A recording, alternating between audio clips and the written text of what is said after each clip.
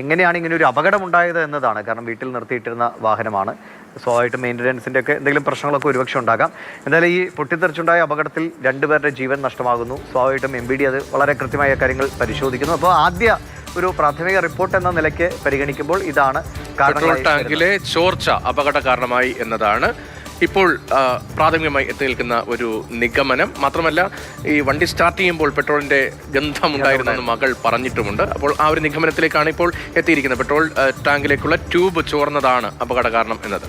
ഈ വാഹനം ആദ്യം സ്റ്റാർട്ട് ചെയ്തപ്പോൾ വാഹനം ഓണായില്ല. പിന്നീട് വീണ്ടും സ്റ്റാർട്ട് ചെയ്തപ്പോൾ അപ്പോഴാണ് ഒരു സ്പാർക്ക് ഉണ്ടായതെന്നാണ് മനസ്സിലാകുന്നത്. അങ്ങനെ പെട്ടെന്ന് തന്നെ തീ ആളിപ്പടരുന്ന സ്ഥിതിയാണ് ഉണ്ടായത്. തീ പെട്രോൾ ടാങ്കിലേക്ക് പടർന്ന് അത് വലിയൊരു സ്ഫോടനമായി മാറി പെട്ടെന്ന് പൊട്ടിത്തെറിച്ചു. അങ്ങനെയാണ്, അതായത് ഒരു തരത്തിലും രക്ഷപ്പെടാൻ പോലും കഴിയാത്ത അത്ര കുറച്ച്, നമ്മളിപ്പോൾ ഈ വിമാന ദുരന്തത്തിൻ്റെയൊക്കെ പറയുന്ന പോലെ സെക്കൻഡുകൾക്കുള്ളിൽ സംഭവിച്ച ഒരു അപകടമാണിത്. ഈ ട്യൂബിലെ ചോർച്ച എന്നതിനൊപ്പം തന്നെ ഷോർട്ട് സർക്യൂട്ട് അതുകൂടി ഇപ്പോൾ പരിശോധിക്കുകയാണ്. എന്തായാലും MBDയുടെ അന്വേഷണം അത് മുന്നോട്ട് പോകുന്നു.